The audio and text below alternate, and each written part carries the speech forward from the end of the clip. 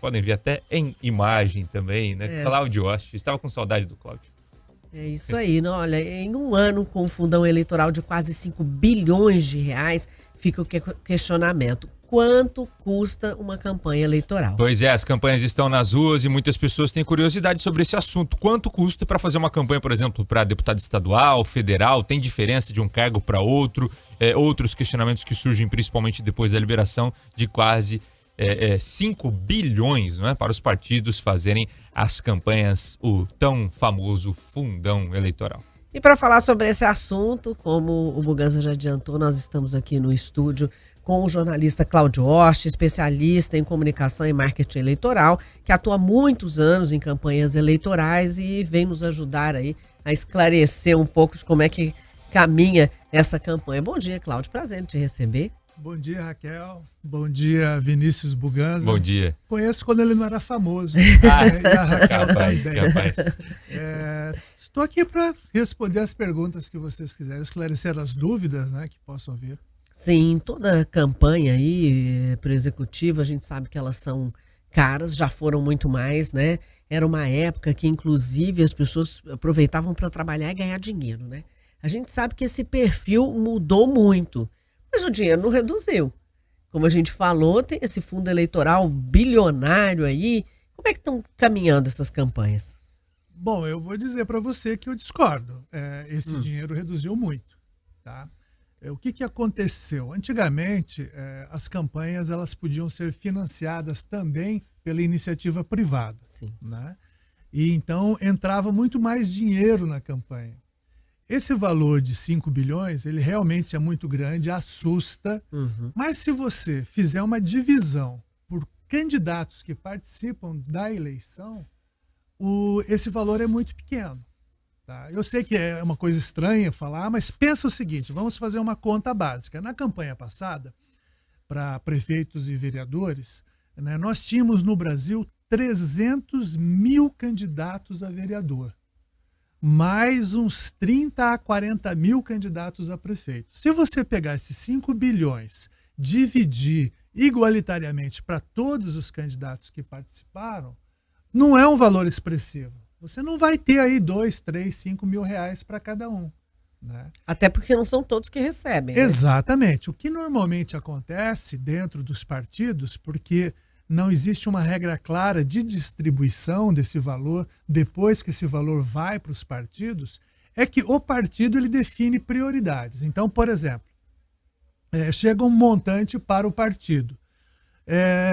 Hoje em dia, muitos partidos preferem investir no candidato a deputado federal do que em qualquer outra eleição. Mesmo que, por exemplo, muitos partidos não querem ter candidato a presidente, candidato a governo, só quer deputado federal, porque cada deputado federal ele representa para o partido em torno de 11 milhões de reais durante o mandato dele, se ele for eleito.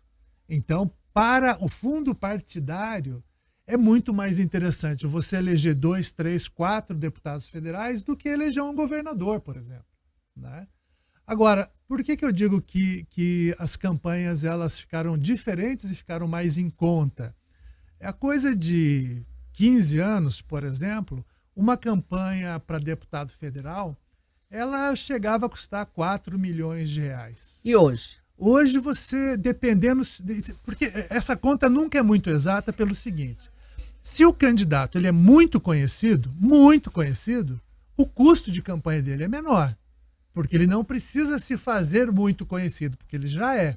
Então, apresentadores de TV, de rádio, cantores... Buganza vai ser nosso candidato. Cantores. O Buganza, por exemplo. Tô fora dessa, hein? Tô fora dessa.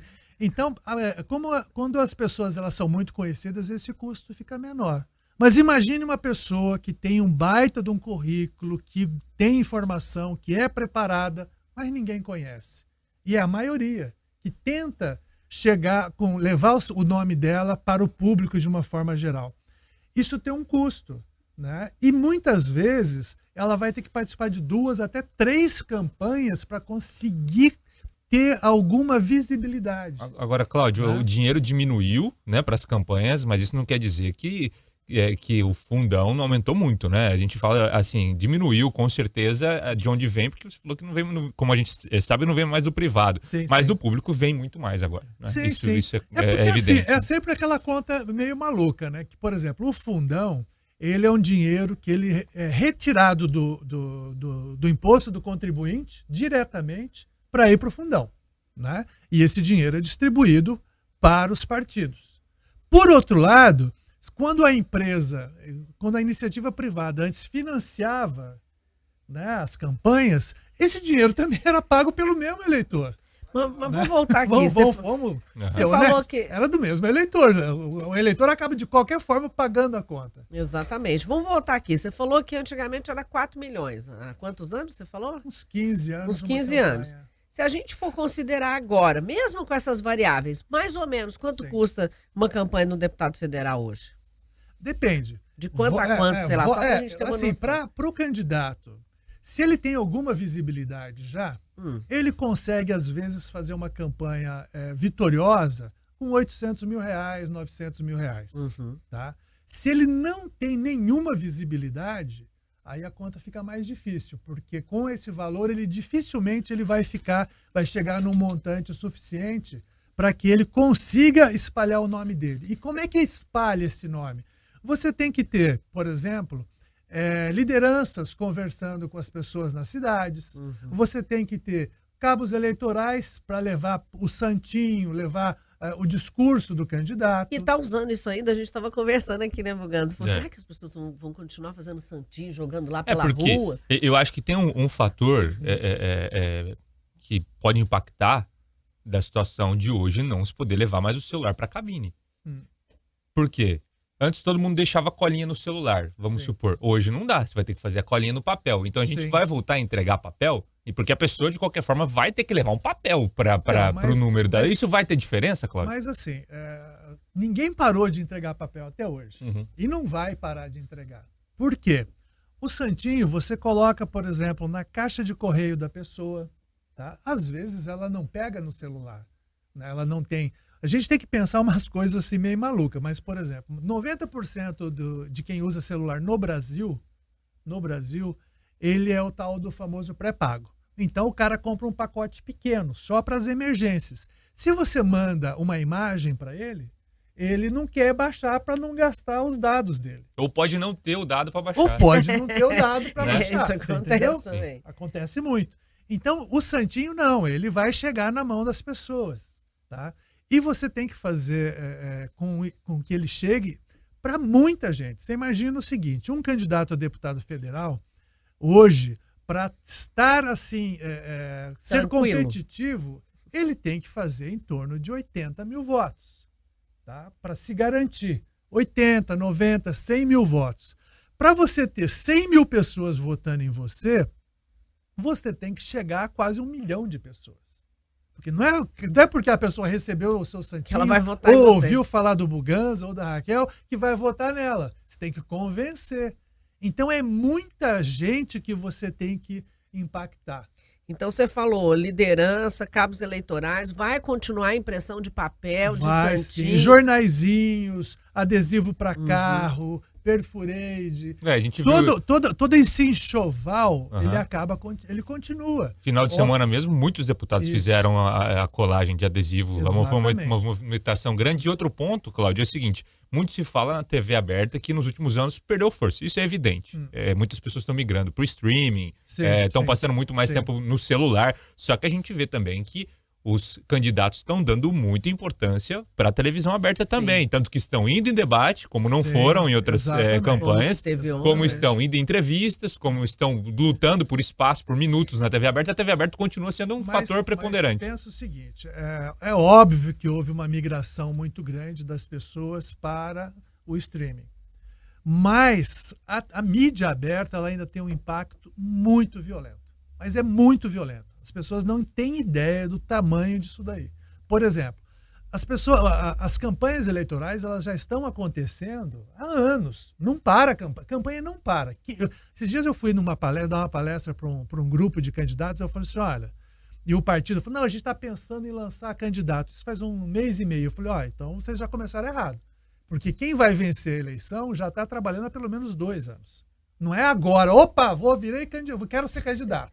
Peraí, me conheça, Põe né? meu nome aí. Não, dançou, esse não vai se eleger.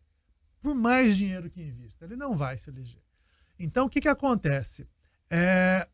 O eleitor comum, ele passa a prestar atenção que está acontecendo uma campanha eleitoral a partir do momento que começa o horário gratuito no rádio e na TV.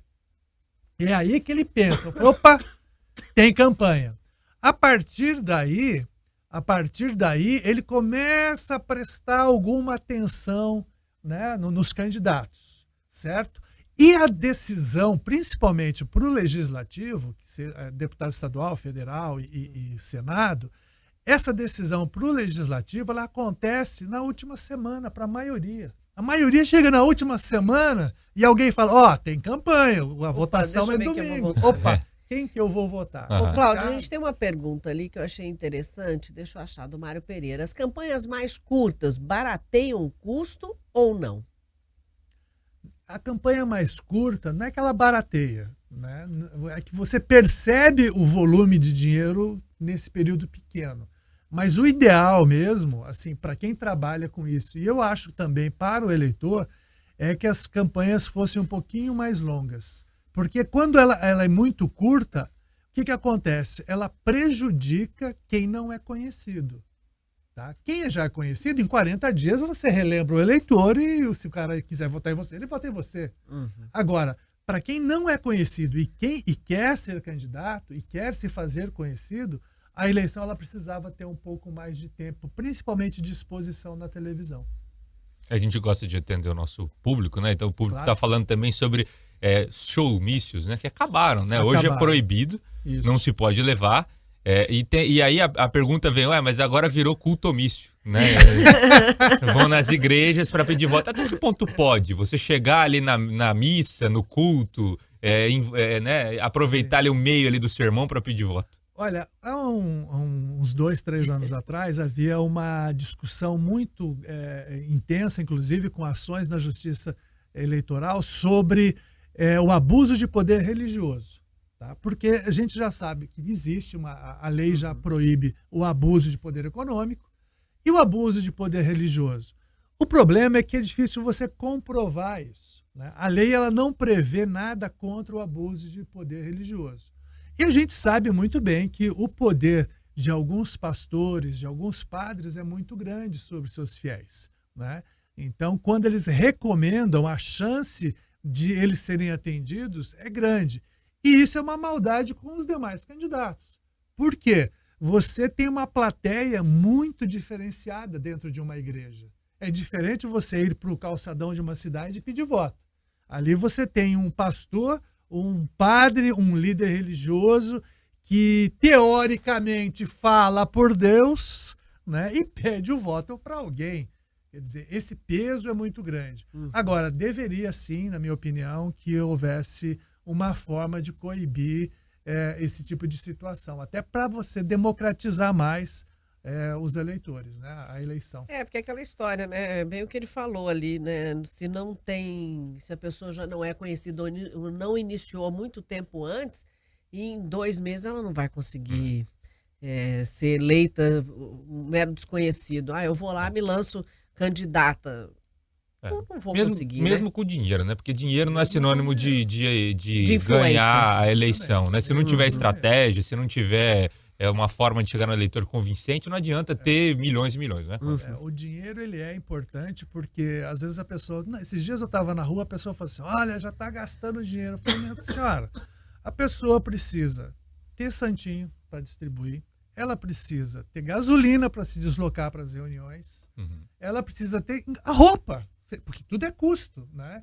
Então as pessoas às vezes elas falam, não, mas por que tem que gastar com campanha? Porque se você não gasta com campanha, você vai estar sempre nas mãos de quem já está eleito, que vai continuar se reelegendo indefinidamente. Falando em roupa, a gente aproveitou a mesma promoção. Eu e o Cláudio, a gente está com a mesma camisa, a gente foi na mesma promoção para hoje.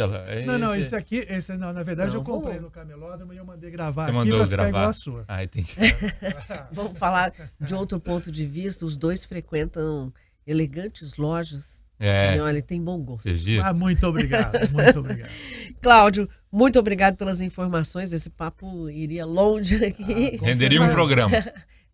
Porque as pessoas ficam muito curiosas para saber, né, para onde vai todo esse dinheiro, o que as pessoas fazem, como é que alguém consegue se eleger, o que pode, o que não pode, né? Mas muito obrigado pela sua contribuição aqui conosco hoje. Foi um prazer. O Cláudio, que é especialista em comunicação e marketing político, nos ajudando aqui a enxergar esses custos da campanha, né, Buganza? É isso. Na Pan News Londrina